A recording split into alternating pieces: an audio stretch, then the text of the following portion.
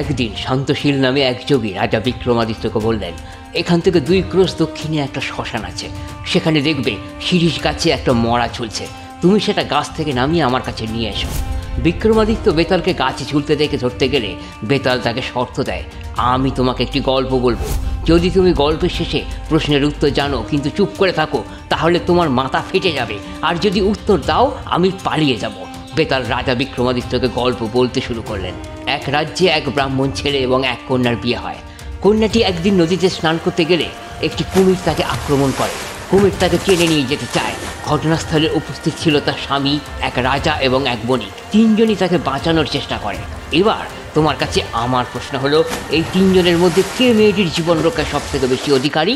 রাজা বিক্রমাদিত্য সঙ্গে সঙ্গে উত্তর দিলেন, রাজা ছিলেন ন্যায় বিচারক, বণিক সাহায্য করেছিল, কিন্তু মেয়েটির স্বামী তাকে ভালোবাসা ও কর্তব্যবোধে বাঁচানোর জন্য প্রাণপণ চেষ্টা করেছিল, তাই মেয়েটির প্রতি স্বামীর অধিকার সব থেকে বেশি।